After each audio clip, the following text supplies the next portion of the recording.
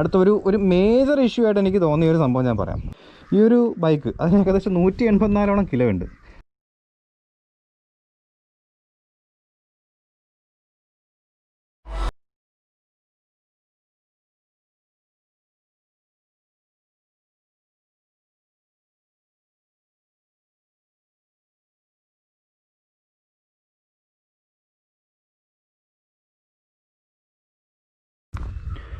Hey YouTube, എന്തൊക്കെയുണ്ട്?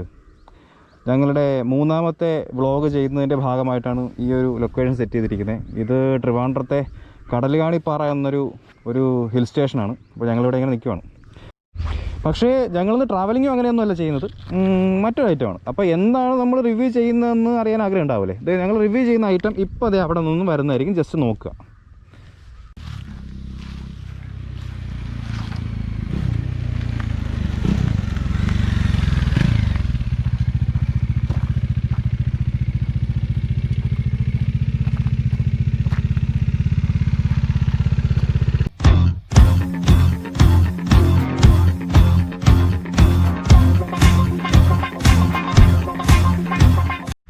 അപ്പോൾ അതെ, ഇതാണ് നമ്മൾ ഇന്ന് റിവ്യൂ ചെയ്യാൻ ഉദ്ദേശിക്കുന്ന ഐറ്റം. 2019 ഡോമിനറാണ് ഇത്. എൻ്റെ പേഴ്സണൽ വണ്ടിയാണ് കേട്ടോ. ഞാൻ പേഴ്സണലായിട്ട് യൂസ് ചെയ്യുന്ന വണ്ടിയാണ്. ഏകദേശം ഒരു 7 മാസമായിട്ട് ഞാനത് യൂസ് ചെയ്യുന്നുണ്ട്. അപ്പോൾ ഈ 7 മാസം കൊണ്ട് ഞാൻ മനസ്സിലാക്കിയ കുറച്ച് നല്ല വശങ്ങളും കുറച്ച് മോശം വശങ്ങളാണ് ഞാനിപ്പോൾ ഷെയർ ചെയ്യാൻ ഉദ്ദേശിക്കുന്നത്. കാരണം ഞാനും ഒരുപാട് യൂട്യൂബിലെ വീഡിയോസൊക്കെ ഡോമിനറിനെ പറ്റി കണ്ടിട്ടുണ്ട്. പക്ഷേ അവരാരും തന്നെ പറയാത്ത കുറച്ച് നെഗറ്റീവ് സൈഡുകളും കുറച്ച് നല്ല പോസിറ്റീവ് സൈഡുകളും എനിക്ക് പറയാനുണ്ട്, അല്ലെങ്കിൽ ഷെയർ ചെയ്യാനുണ്ട്. അപ്പോൾ അതിന് വേണ്ടിയിട്ടാണ് ഞാൻ ഈ ഒരു വ്ളോഗ് ചെയ്യുന്നത്. അപ്പോൾ ഫസ്റ്റ് ഓഫ് ഓൾ ഇതിൻ്റെ ക്രാഷ് ഗാർഡിനെ പറ്റിയാണ് പറയുന്നത്. ഇതിൽ ഞാനിപ്പോൾ വെച്ചിരിക്കുന്നത് ഒരു ആഫ്റ്റർ മാർക്കറ്റ് ക്രാഷ് ഗാർഡാണ്. കാരണം വ്യക്തമായിട്ട് ഞാൻ പറഞ്ഞുതരാം. നമ്മുടെ ഡോമിനർ വാങ്ങുമ്പോൾ തന്നെ അതിൻ്റെ കമ്പനി ഒരു ഇൻബിൽഡ് ആയിട്ട് ക്രാഷ് ഗാർഡ് വയ്ക്കുന്നുണ്ട്. അതിൻ്റെ ഒരു കുഴപ്പമെന്ന് വെച്ച് കഴിഞ്ഞാൽ ഈ ഒരു ബൈക്ക് അതിന് ഏകദേശം 184 കിലോ ഉണ്ട്. ഒരിക്കലും കമ്പനി പ്രൊവൈഡ് ചെയ്യുന്ന ഒരു ക്രാഷ് ഗാർഡ് ഒരിക്കലും ഇതിനെന്തെങ്കിലും ഇപ്പോൾ ഫോർ എക്സാമ്പിൾ ചരിഞ്ഞ് വീഴുകയാണെങ്കിൽ ഇതിൻ്റെ വെയിറ്റ് ഒരിക്കലും താങ്ങില്ല. അപ്പോൾ എന്ത് ചെയ്യും? സ്വാഭാവികമായിട്ട് അത് ബെൻഡാവും. അത് ബെൻഡായിട്ടുണ്ടെങ്കിൽ ഇപ്പോൾ അവിടെ നമ്മൾ വീഴുന്ന ഭാഗത്ത് എന്തെങ്കിലും ഒരു ഒബ്ജക്റ്റ് ഉണ്ടെങ്കിൽ ഉറപ്പായിട്ടും നമ്മുടെ റേഡിയേറ്റർ കേസിങ്ങില്ലേ അതിലേക്ക് ഇടിച്ച് കയറി റേഡിയേറ്റർ കംപ്ലൈൻറ്റ് ആവാനുള്ള ചാൻസ് വളരെ കൂടുതലാണ്. അപ്പോൾ റേഡിയേറ്റർ കംപ്ലൈൻറ്റ് ആയി കഴിഞ്ഞാൽ അറിയാമല്ലോ, നല്ല ചിലവാണ് കേട്ടോ അത് മാറ്റി വയ്ക്കാനൊക്കെ. അപ്പോൾ ഈ ഡോമിനർ വാങ്ങുന്നവർ ശ്രദ്ധിക്കേണ്ടത്, വണ്ടി എടുത്തതിന് ശേഷം എത്രയും പെട്ടെന്ന് തന്നെ നല്ല സ്ട്രോങ് ആയിട്ടുള്ള ഒരു ക്രാഷ് ഗാർഡ് വാങ്ങിച്ച് വെക്കണം എന്നാണ് എൻ്റെ സജഷൻ.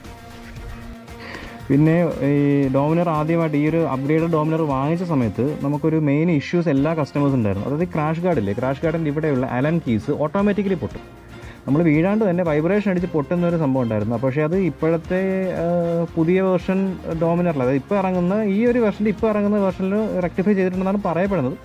അപ്പോൾ ഇനി ഡോമിനറൊക്കെ എടുക്കാൻ ഉദ്ദേശിക്കുന്നവർ ക്രാഷ് ഗാർഡിൻ്റെ ബോൾട്ടൊക്കെ അത്യാവശ്യം റിജിഡ് ആണെന്ന് ഉറപ്പുവരുത്തുക. കാരണം ഇതൊരു കോമൺ ആയിട്ട് എല്ലാ കസ്റ്റമേഴ്സും അനുഭവിച്ച ഒരു പ്രോബ്ലം ആയിരുന്നു. എനിക്കും ആ ഒരു പ്രോബ്ലം ഉണ്ടായിരുന്നു. അപ്പോൾ ക്രാഷ് ഗാർഡ് പൊട്ടിയിട്ടുണ്ടായിരുന്നു എൻ്റെ അലൻകി. അങ്ങനെയാണ് ഞാൻ ഇതിലേക്ക് വീണ്ടും സ്വിച്ച് ചെയ്തത്. പിന്നെ എനിക്ക് അടുത്തതായിട്ട് പറയാനുള്ളതെന്ന് വെച്ച് കഴിഞ്ഞാൽ ഇതിൽ നമ്മുടെ റേഡിയേറ്ററിൽ ഒരു റേഡിയേറ്റർ ഗാർഡ് ഞാൻ വാങ്ങിച്ച് വെച്ചിട്ടുണ്ട്. അപ്പോൾ ഓഫ് റോഡൊക്കെ പോകുന്നവർ ഉറപ്പായിട്ടും ഒരു റേഡിയേറ്റർ ഗാർഡ് വാങ്ങിച്ച് വെക്കുക. കാരണം ഒരുപാട് കല്ലും കാര്യങ്ങളൊക്കെ അടിച്ച് ഇതിൻ്റെ കൂളിംഗ് ഫിന്നിലേക്ക് അടിച്ചു കഴിഞ്ഞാൽ ഇതിൻ്റെ കൂളിംഗ് എഫിഷ്യൻസി കുറയാനുള്ള ചാൻസ് കൂടുതലാണ്. അപ്പോൾ അതുകൊണ്ട് നല്ലൊരു റേഡിയേറ്റർ ഗാർഡും വാങ്ങിച്ച് വെക്കണം ഓഫ് റോഡ് ചെയ്യുന്നവർ. അടുത്തത് പറയാനുള്ളത് നമ്മുടെ ഫ്രണ്ട് സൈഡിൽ വിൻഷീൽഡാണ്. ഇപ്പോൾ ഞാൻ വാങ്ങിച്ച് വെച്ചിരിക്കുന്നതും അതും ആഫ്റ്റർ മാർക്കറ്റായുള്ളൊരു വിൻഷീൽഡ് തന്നെയാണ്. ഇതിലുള്ള സ്റ്റോക്ക് വിൻഷീൽഡും ആഫ്റ്റർ മാർക്കറ്റ് വിൻഷീൽഡും തമ്മിലുള്ള വ്യത്യാസം എന്ന് വെച്ച് കഴിഞ്ഞാൽ, ഇപ്പോൾ സ്റ്റോക്ക് വിൻഷീൽഡാണ് നമ്മൾ യൂസ് ചെയ്യുന്നതെങ്കിൽ ഒരു 70-80 km/h പോയി കഴിഞ്ഞാൽ നമുക്ക് നോർമലി ഒരു വിൻ ബ്ലാസ്റ്റ് മാത്രമേ ഉണ്ടാവുള്ളൂ. പക്ഷേ ഇങ്ങനെയുള്ള കുറച്ചുകൂടെ ലെങ്തി ആയിട്ടുള്ള ആഫ്റ്റർ മാർക്കറ്റ് വിൻഷീൽഡ് വെച്ച് കഴിഞ്ഞാൽ നമുക്കൊരു 120-130 വരെയൊക്കെ അത്യാവശ്യം നോർമലി നമുക്ക് ക്രൂസ് ചെയ്ത് പോകാൻ കഴിയും. അതിന് മുകളിലേക്ക് പോയാൽ ഇതിനും വിൻ ബ്ലാസ്റ്റ് വരുന്നുണ്ട്. എന്നിരുന്നാൽ പോലും മറ്റതിനെ വെച്ച് നോക്കുമ്പോൾ വളരെയധികം കംഫർട്ടാണ്, കുറച്ചുകൂടി റിലയബിളാണ്. അപ്പോൾ ഇതുപോലുള്ള ആഫ്റ്റർ മാർക്കറ്റ് വൈസർ വെച്ച് കഴിഞ്ഞാലൊരു കുഴപ്പമെന്ന് വെച്ച് കഴിഞ്ഞാൽ വൈബ്രേഷൻസ് കൂടാനുള്ള ചാൻസസ് ഉണ്ട്. അപ്പോൾ അത് നമുക്ക് റെക്ടിഫൈ ചെയ്യണമെങ്കിൽ ഞാനിപ്പോൾ ചെയ്തിരിക്കുന്നതെന്ന് വെച്ച് കഴിഞ്ഞാൽ നമ്മുടെ റബ്ബർ ബുഷില്ലേ അത് കറക്റ്റായിട്ട് വെച്ച് സെറ്റ് ചെയ്തിട്ടുണ്ട്. അപ്പോൾ അങ്ങനെയൊക്കെ ചെയ്ത് കഴിഞ്ഞാൽ നമുക്ക് വൈബ്രേഷൻസൊക്കെ ഒരു പരിധി വരെ റെഡ്യൂസ് ചെയ്യാൻ കഴിയും. പിന്നെ ഞാൻ പറഞ്ഞു വൈബ്രേഷനെ പറ്റി പറയുമ്പോൾ വൈസറിൻ്റെ ഭാഗത്തുനിന്ന് വൈബ്രേഷൻസ് വരാൻ ചാൻസ് ഉണ്ട്. പിന്നെ മെയിനായിട്ട് ഞാൻ ഒബ്സർവ് ചെയ്തൊരു കാര്യം, നമ്മുടെ ഈ ടാങ്ക് സൈഡിൽ ഇതിൻ്റെ ഉള്ളിൽ നിന്ന് വൈബ്രേഷൻസ് വരാനുള്ള ചാൻസും കൂടുതലാണ്. അപ്പോൾ അവിടെയും നമുക്കത് മാറ്റാൻ കഴിയും. ഇതെല്ലാം റെക്ടിഫൈ ചെയ്ത് പോകാൻ പറ്റുന്ന പ്രോബ്ലംസാണ്. നമുക്കൊന്നും ഇത് പെർമനൻ്റ് ആയിട്ട് പോകുന്നതല്ല. ഇതിനകത്ത് നമുക്ക് റബ്ബർ ബുഷസോ അല്ലെങ്കിൽ റബ്ബർ പാഡിങ്സോ വെച്ച് കഴിഞ്ഞാൽ നമുക്ക് അതും റെക്ടിഫൈ ചെയ്യാം. അതിൻ്റെ ആ ഒരു വൈബ്രേഷൻസൊക്കെ നമുക്ക് അത് ഒരു പരിധി വരെ റെഡ്യൂസ് ചെയ്യാൻ കഴിയും. അടുത്തത് ഏറ്റവും കൂടുതൽ ഞാൻ കണ്ടിട്ടുള്ള ഒരു റിവ്യൂസിലൊക്കെ ഞാൻ കണ്ടിട്ടുള്ളതാണ് ഫുഡ് പെക്സിൽ നിന്നുള്ള വൈബ്രേഷൻ. സത്യം പറഞ്ഞാൽ ഫുഡ് പെഗ്സ് അത്യാവശ്യം നല്ല വൈബ്രേഷൻ പിലിയൻ റൈഡറിന് ഫീൽ ചെയ്യുന്നുണ്ട്. പക്ഷേ എന്നിരുന്നാൽ പോലും നമുക്കിവിടെ ഒരു റബ്ബറിൻ്റെ ഒരു കവറിങ്ങോ അല്ലെങ്കിൽ എന്തെങ്കിലും ഒരു ഡാമ്പേഴ്സോ എന്തെങ്കിലുമൊക്കെ യൂസ് ചെയ്ത് കഴിഞ്ഞാൽ സിമ്പിളായിട്ട് നമുക്കൊരു വൈബ്രേഷൻ ടോട്ടലി അവോയ്ഡ് ചെയ്യാൻ കഴിയും. അപ്പോൾ അതും ഒരു വലിയൊരു മേജർ കംപ്ലയിൻ്റ് ആയിട്ടോ അല്ലെങ്കിൽ നെഗറ്റീവായിട്ടോ എനിക്ക് തോന്നിയിട്ടില്ല. ഇതൊക്കെ നമുക്ക് ഈസി ആയിട്ട് നമുക്ക് സോൾവ് ചെയ്യാൻ പറ്റുന്ന പ്രോബ്ലംസ് ഒക്കെയാണ് ഈ ഒരു വൈബ്രേഷനും കാര്യങ്ങളൊക്കെ. ഇപ്പോൾ ഫ്രണ്ടിൽ നമ്മുടെ റൈഡറിൻ്റെ ഫുഡ് പാക്കിൽ റബ്ബർ ബുഷ് പ്രൊവൈഡ് ചെയ്തിട്ടുണ്ട്. പക്ഷേ ഡോമിനറിൽ പിലിയൻ ഫുഡ് റെസ്റ്റിൽ ഒരു റബ്ബർ ബുഷ് പ്രൊവൈഡ് ചെയ്തിരുന്നുവെങ്കിൽ കുറച്ചുകൂടെ ബെറ്റർ ആയനെന്ന് എനിക്ക് തോന്നി.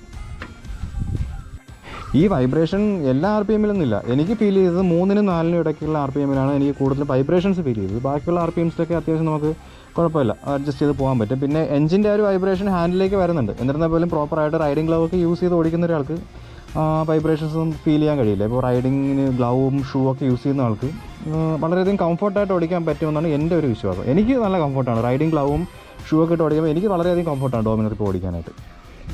പിന്നെ അടുത്ത ഒരു മേജർ ഇഷ്യൂ ആയിട്ട് എനിക്ക് തോന്നിയ ഒരു സംഭവം ഞാൻ പറയാം. അത് പലരും അങ്ങനെ പറഞ്ഞ് കണ്ടിട്ടില്ല. ഒരുപാട് യൂട്യൂബേഴ്സൊക്കെ ഇതിൻ്റെ നെഗറ്റീവ്സ് പറഞ്ഞപ്പോഴും അതൊന്നും ഞാൻ കണ്ടിട്ടില്ല. നമ്മളിപ്പോൾ ഒരു 130-140 നന്നായിട്ട് പറത്തി പോകുന്നുണ്ടെന്ന് വെച്ചോളൂ. ഈ ഒരു വൈസർ നല്ല യൂസ്ഫുൾ ആണ്. നമുക്ക് ഈ വരുന്ന എയർ കട്ട് ചെയ്ത് ഹെൽമെറ്റിൻ്റെ മുകളിലൂടെ പാസ് ചെയ്ത് പോകുന്നുണ്ട്. പക്ഷേ ഈ 2 സ്പേസ് കണ്ടില്ലേ, ഇതിൽ നന്നായിട്ട് എയർ അടിക്കുന്നുണ്ട് കേട്ടോ. ഇത് എയർ അടിക്കുമ്പോൾ ഒരു കുഴപ്പമെന്ന് വെച്ച് കഴിഞ്ഞാൽ നമുക്ക് ചെറുതായിട്ട് ബാലൻസ് പോകാനുള്ള ചാൻസ് ഉണ്ട്. നിങ്ങൾ ഹാൻഡിൽ ഇറക്കി പിടിച്ചിട്ടില്ല, ടൈറ്റ് ചെയ്ത് പിടിച്ചിട്ടില്ല എങ്കിൽ നമുക്ക് ബാലൻസ് പോകാനുള്ള ചാൻസ് കൂടുതലാണ്. കാരണം നമുക്കൊരു കോൺഫിഡൻസ് നഷ്ടപ്പെടും. വണ്ടി വൈബ്രേറ്റ് ചെയ്ത് കഴിഞ്ഞാൽ നമുക്ക് കോൺഫിഡൻസ് പോകും. അപ്പോൾ അത് എനിക്ക് തോന്നുന്നു ഒരു എഞ്ചിനീയറിങ്ങിൻ്റെ ഡിഫക്റ്റ് ആയിട്ടാണ് എനിക്ക് തോന്നിയത്. കാരണം നമ്മുടെ കിറ്റുള്ള വണ്ടികൾ എടുത്തു കഴിഞ്ഞാൽ നമുക്ക് കാണാൻ കഴിയും ഇവിടെ എയറോഡൈനാമിസത്തിന് വേണ്ടിയിട്ട് ഹോൾസ് പ്രൊവൈഡ് ചെയ്തിട്ടുണ്ട്. അതായത് ഫ്രണ്ടിൽ നിന്ന് വരുന്ന എയർ ബ്ലാസ്റ്റ് പുറകിലേക്ക് ആ ഒരു എയർ പുറകിലേക്ക് ഒഴുകി പോകുന്നതിന് വേണ്ടിയിട്ട് അവിടെ ഹോൾസ് അല്ലെങ്കിൽ വെൻറ്റുകൾ പ്രൊവൈഡ് ചെയ്തിട്ടുണ്ട്. പക്ഷേ ഡോമിനറിനെ സംബന്ധിച്ചിട്ട് ഈ സ്പേസിൽ ഒരു വെൻറ്റ് തന്നെ പ്രൊവൈഡ് ചെയ്തിട്ടില്ല. അപ്പോൾ അതൊരു ടെക്നിക്കൽ ഫോൾട്ടാണ് എനിക്ക് തോന്നിയത്. കുറച്ച് വെൻറ്റൊക്കെ പ്രൊവൈഡ് ചെയ്തിരുന്നെങ്കിൽ ഈ ഒരു എയർ ബ്ലാസ്റ്റ് കുറയ്ക്കാൻ പറ്റുമായിരുന്നു. അടുത്തൊരു പോസിറ്റീവ് സൈഡ് ഇതിൻ്റെ മിറേഴ്സാണ്. അത്യാവശ്യം റിജിഡ് ആയിട്ടുള്ള നല്ല സ്ട്രോങ് ആയിട്ടുള്ള മിറേഴ്സാണ്. അപ്പോൾ അതെല്ലാവരും പറയുന്ന ഒരു റിവ്യൂ ആണ്. അപ്പോൾ ഞാൻ ഉദ്ദേശിക്കുന്നത് അതല്ല പറയാനായിട്ട്. ഇപ്പോൾ നമ്മളിപ്പോൾ എന്താ പറയുക, ആക്സിലേറ്ററിൽ നമ്മൾ കൈ വെച്ചാൽ പോലും നിങ്ങൾ ആ ഒരു പുറകിൽ നമ്മുടെ റിയർ വ്യൂയുടെ വിസിബിലിറ്റി നോക്കുക. ഇപ്പോൾ ഇങ്ങനെ വെച്ചാൽ പോലും നമുക്ക് സാധാരണയുള്ള വണ്ടികൾ ഞാൻ കണ്ടിട്ടുള്ളതെന്ന് വെച്ച് കഴിഞ്ഞാൽ ഇങ്ങനെ വെച്ച് കഴിഞ്ഞാൽ നമുക്ക് ഫുൾ എന്താ പറയുക ഒരു പാർഷ്യൽ വിസിബിലിറ്റി മാത്രമേ നമുക്ക് റിയറിലേക്ക് കിട്ടുകയുള്ളൂ. പക്ഷേ ഡോമിനറിനെ സംബന്ധിച്ചിട്ട് നമ്മളിപ്പോൾ ആക്സിലേറ്ററിൽ വെച്ച് കഴിഞ്ഞാൽ പോലും കണ്ടില്ലേ ഇത്രയും വ്യൂസ് നമുക്ക് കിട്ടുന്നുണ്ട്. പിന്നെ ഇതുപോലെയുള്ള എന്താ പറയുക ബ്ലൈൻഡ് സ്പോട്ടുകൾ പോലെയുള്ള മിറേഴ്സ് വെച്ച് കഴിഞ്ഞാൽ കുറച്ചുകൂടെ ആക്യുറേറ്റ് ആയിട്ട് നമുക്ക് വ്യൂസ് കിട്ടും. അപ്പോൾ അതൊക്കെ ഇതിൻ്റെ ഒരു നല്ലൊരു പോസിറ്റീവ് സൈഡാണ്. ഇപ്പം ഇതെന്ന് വെച്ച് കഴിഞ്ഞാൽ അത്യാവശ്യം ആരോഗ്യമുള്ളവർക്ക് മാത്രമേ ഇതൊക്കെ ഒന്ന് അഡ്ജസ്റ്റ് ചെയ്യാൻ പോലും പറ്റുള്ളൂ ഈ ഒരു മിറർ. അപ്പോൾ ബജാജ് അത് വളരെയധികം എന്താ പറയുക നല്ല രീതിയിലാണ് അത് ചെയ്തിരിക്കുന്നത്. അടുത്തത് വീണ്ടും ഒരു നെഗറ്റീവിലേക്കാണ് പോകുന്നത്. ഇപ്പോൾ നമ്മൾ ഇഗ്നീഷൻ ജസ്റ്റ് ഓൺ ചെയ്തു. ഇഗ്നീഷൻ നമുക്ക് ഓൺ ചെയ്യുമ്പോൾ നമുക്ക് ഇത് കാണാൻ കഴിയും. നമ്മുടെ ഫ്യൂവലിൻ്റെ ഗേജ് ഉണ്ട്. സത്യം പറഞ്ഞാൽ ഇത് ഡിജിറ്റലാണ്, അനലോഗ് അല്ല. ഈ ഡിജിറ്റലി കാണിക്കുന്ന ഫ്യൂവൽ ലെവൽ എക്സാക്റ്റ് അല്ല. ഇപ്പോൾ നമ്മളിപ്പോൾ ഇതിലൊരു കഥ കണ്ടില്ല, ഇതൊരു 2 ബാർ വരുമ്പോഴേക്കും നമുക്കിവിടെ ലോ ഫ്യൂവലിൻ്റെ വാർണിംഗ് വരും. അപ്പോൾ ആ ഒരു സമയത്ത് നമ്മളിപ്പോൾ ഒരു കാൽക്കുലേഷൻ നമ്മൾ പെട്രോൾ അടിച്ചു. ഇപ്പോൾ ഫോർ എക്സാമ്പിൾ എന്നെ സംബന്ധിച്ച് ഞാൻ 500 രൂപയ്ക്കാണ് പെട്രോൾ അടിക്കുന്നതെങ്കിൽ ഇപ്പോഴത്തെ പെട്രോളിൻ്റെ വില അനുസരിച്ചിട്ട് ഫുൾ ടാങ്ക് വരും. പക്ഷേ ഒരിക്കലും ഇങ്ങനൊരു സംഭവം നടന്നു. ഞാനിതിൻ്റെ ഗേജ് നോക്കിയിട്ട് ഏകദേശം 500 രൂപയ്ക്ക് പെട്രോൾ ഫില്ലിങ്ങിന് വേണ്ടി പോയപ്പോൾ സംഭവിച്ചത് ഏകദേശം 300 രൂപയ്ക്ക് അടിച്ചപ്പോൾ തന്നെ ടാങ്ക് ഫില്ലായി. അപ്പോൾ ഈ കാണിക്കുന്ന ഈ ഗേജ് ആക്യുറേറ്റ് അല്ല. നമുക്കൊരു എക്സാക്റ്റ് ഒരു ഏകദേശ വാല്യൂ മാത്രമേ കിട്ടുള്ളൂ. എക്സാക്റ്റ് ഉള്ള ഒരു വാല്യൂ നമുക്ക് ഇതിൽ നിന്ന് കിട്ടുകയില്ല. അപ്പോൾ അത് ഒരു നെഗറ്റീവാണ്. ഫ്യൂവലിൻ്റെ എന്താ പറയുക ഒരു ഗേജ് കറക്റ്റായിട്ട് കാണിക്കണം. ഇപ്പോൾ അനലോഗിലൊക്കെ ഒരു പക്ഷേ അത് കറക്റ്റായിട്ട് കാണിക്കുന്നുണ്ട്. പക്ഷേ ഡിജിറ്റലിലേക്ക് വരുമ്പോൾ അത് കറക്റ്റായിട്ട് കാണിക്കുന്നുണ്ട്. ഇത് മിക്ക വണ്ടികളുടെയും പ്രോബ്ലമാണ് കേട്ടോ. ഇത് ഡോമിനറിൻ്റെ മാത്രം ഒരു പ്രോബ്ലം അല്ല, മിക്ക ബൈക്കുകളുടെയും കാറുകളുടെയും ഒരു പ്രോബ്ലമാണ്. ഫ്യൂവൽ കറക്റ്റായിട്ട് കാണിക്കുന്നില്ല. അടുത്തത് എല്ലാവരും പറയുന്നൊരു കോമൺ പോയിൻ്റാണ്, എന്നാലും ഞാൻ ജസ്റ്റ് പറയാം. നമുക്കിപ്പോൾ ഈ ഡിസ്പ്ലേയിൽ കാണിക്കുന്ന ഒരു സംഭവം ഇതിൽ വന്നിരുന്നെങ്കിൽ കുറച്ചുകൂടെ യൂസ്ഫുൾ ആയേനെ. പിന്നെ ഒരു കുഴപ്പമെന്ന് വെച്ച് കഴിഞ്ഞാൽ റണ്ണിങ്ങിൻ്റെ ടൈമിൽ ഇതിലേക്ക് കുനിഞ്ഞ് നോക്കിക്കഴിഞ്ഞാൽ നമുക്ക് ടോട്ടലി വിസിബിലിറ്റി പോകാനുള്ള ചാൻസ് ഉണ്ട്. അതായത് ഫ്രണ്ടിൽ ഇപ്പോൾ ഫോർ എക്സാമ്പിൾ പെട്ടെന്ന് ഒരു പട്ടി എങ്ങനെ എടുത്ത് ചാടി കഴിഞ്ഞാൽ ഉറപ്പായിട്ട് നമ്മൾ ആ പട്ടി ഇടിച്ചിരിക്കും. കാരണം ആ ഒരു ടൈം ലാഗ് വരുന്നത് നമ്മൾ മെയിൻ കൺസോളിൽ നിന്ന് ഇതിലേക്ക് നോക്കുമ്പോൾ ഉള്ള ബുദ്ധിമുട്ടാണ്. നമുക്ക് ആ ഒരു വ്യൂ നമുക്ക് പോകും. അപ്പോൾ അത് വളരെയധികം നെഗറ്റീവാണ്. സത്യം പറഞ്ഞാൽ ഇതിൻ്റെ ഒരു ആവശ്യം ഉണ്ടായിരുന്നില്ല. ഇത് വേണമെങ്കിൽ നമുക്ക് അതിലേക്ക് ഷിഫ്റ്റ് ചെയ്താൽ മതി. കാരണം അതിൽ ഒരുപാട് സ്പേസ് വീണ്ടും ബാക്കിയുണ്ട്. അപ്പോൾ അതൊരു പോരായ്മയായിട്ട് തോന്നി. പിന്നെ ഞാനിതിൽ ഗിയറിൻ്റെ അപ്ഡേറ്റ് ഞാൻ ചെയ്തിട്ടില്ല. അത് ഈസിയുടെ അപ്ഡേറ്റ് ഞാൻ ചെയ്തിട്ടില്ല. അപ്പോൾ ചെയ്യുമ്പോൾ ഈ ഗിയർ ഇൻഡിക്കേറ്റർ എനിക്ക് അവിടെ അവൈലബിൾ ആയിരിക്കും. അടുത്തതായിട്ട് ബജാജിൻ്റെ മിക്ക ബൈക്സിലുള്ളൊരു മേജർ പ്രോബ്ലമാണ് സൈഡ് സ്റ്റാൻഡിൻ്റെ സെൻസറിൻ്റെ കംപ്ലയിൻറ്റ്. അത് ഡോമിനറിലുണ്ട്. ഇപ്പോൾ ഞാൻ വണ്ടി എടുത്തിട്ട് ഏകദേശം ഒരാഴ്ച കഴിഞ്ഞപ്പോൾ തന്നെ എൻ്റെ സൈഡ് സ്റ്റാൻഡേർഡ് സെൻസർ കംപ്ലയിൻറ്റ്. ഞാൻ ഒരു വട്ടം കൊണ്ട് കൊടുത്തു, അവരത് റെക്ടിഫൈ ചെയ്തു തന്നു. വീണ്ടും അത് കംപ്ലയിൻറ്റ്. ഞാൻ ജസ്റ്റ് നിങ്ങൾക്ക് കാണിച്ചു തരാം. ഇപ്പോൾ ഇത് നോക്കി, ഇപ്പോൾ സ്റ്റാൻഡ് കറക്റ്റ് ഫ്ലോറിൽ തട്ടിയിരിക്കുവാണ്. ഞാൻ ജസ്റ്റ് ഇഗ്നീഷൻ ഓൺ ചെയ്തു. സ്റ്റാൻഡ് റിലീസ് ചെയ്തിട്ടുണ്ട്.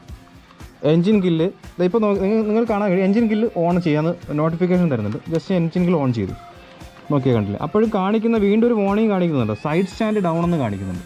അപ്പോൾ അതിൻ്റെ അർത്ഥം നമ്മൾ സൈഡ് സ്റ്റാൻഡ് മാറ്റി വെച്ചിട്ട് പോലും അവിടെ വരുന്നുണ്ട് വീണ്ടും. എന്താണ് സൈഡ് സ്റ്റാൻഡിൻ്റെ ഇൻഡിക്കേഷൻ വീണ്ടും വരുന്നുണ്ട്. അപ്പോൾ ഞാൻ ചെയ്യുന്നതെന്ന് വെച്ച് കഴിഞ്ഞാൽ ജസ്റ്റ് ആ ഒരു സ്റ്റാൻഡ് ഇങ്ങനെ ജസ്റ്റ് ഒന്ന് അനക്കി വിട്ടു കൊടുക്കും. എന്താ കണ്ടില്ല, ആ ഒരു വാർണിങ്ങിൻ്റെ ലൈറ്റ് പോകുന്നുണ്ട്. ഇതൊരു മേജർ കംപ്ലയിൻ്റ് ആണ്, അതൊരു സെൻസറിൻ്റെ കംപ്ലയിൻ്റ് ആണ്. സാധാരണ ചിലയോ അങ്ങനെ എന്തെങ്കിലുമൊക്കെ കയറി ഇരിക്കുമ്പോഴാണ് ഒരു പ്രോബ്ലം വരുന്നത്. പക്ഷേ ഞാനത് എടുത്ത് വളരെയധികം നന്നായിട്ട് യൂസ് ചെയ്തിട്ട് പോലും ആ ഒരു കംപ്ലയിൻറ്റ് വന്നിട്ടുണ്ട്. ഒരു വട്ടം കൊണ്ടുപോയി ശരിയാക്കിയിട്ട് പോലും അത് മാറിയിട്ടില്ല. അപ്പോൾ സൈഡ് സ്റ്റാൻഡിൻ്റെ സെൻസർ കംപ്ലയിൻറ്റ് വരാനുള്ള ചാൻസ് ഇതിൽ കോമൺ ആണ്. അപ്പോൾ അതും ജസ്റ്റ് ഒന്ന് ശ്രദ്ധിക്കണം വാങ്ങുന്നവർ.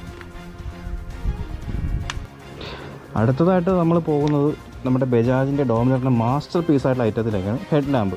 ഇപ്പോൾ ഒരുപാട് റിവ്യൂസൊക്കെ നമ്മൾ കണ്ടിട്ടുള്ളതാണ്. ഇതിൻ്റെ ഹെഡ് ലാമ്പ് എന്ന് വെച്ച് കഴിഞ്ഞാൽ സത്യം പറഞ്ഞാൽ വേറൊരു ലെവലാണ് കേട്ടോ. ഇതുവരെ ഇറങ്ങിയിട്ടുള്ള ബൈക്സിൽ ഏറ്റവും പവർഫുൾ ആയിട്ടുള്ള ഹെഡ് ലാമ്പാണ് ഈ ഡോമിനറിന് ബജാജ് കൊടുത്തിരിക്കുന്നത്. അപ്പോൾ പകൽ പോലും നമ്മൾ ബ്രൈറ്റ് ഇട്ട് ഓടിച്ചു കഴിഞ്ഞാൽ എതിരെ വരുന്ന ആൾക്കാർക്ക് വളരെയധികം ബുദ്ധിമുട്ടാണ്. കാരണം അത്രയ്ക്ക് നല്ല ഒരു ഇൻറ്റൻസിറ്റി ഉള്ള ലൈറ്റാണിത്.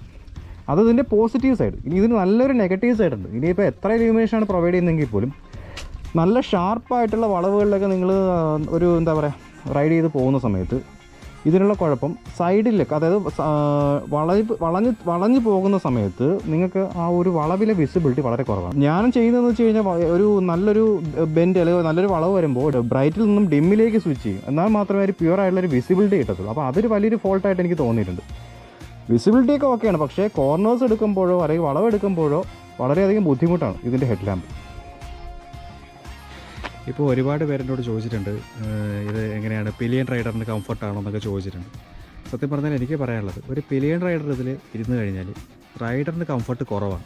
സത്യം പറഞ്ഞാൽ എല്ലാവരും ചോദിക്കുന്നത് പിലിയണിന് കംഫർട്ട് ഉണ്ടോ എന്നാണ് ചോദിക്കുന്നത്. പക്ഷേ ഞാൻ തിരിച്ച് ചോദിക്കുന്നത് പിലിയൻ ഇരുന്ന് കഴിഞ്ഞാൽ റൈഡറിനത് കംഫർട്ട് ഉണ്ട്. എൻ്റെ പേഴ്സണൽ ഒപ്പീനിയനാണ്, റൈഡറിന് വലിയ കംഫർട്ടൊന്നുമില്ല.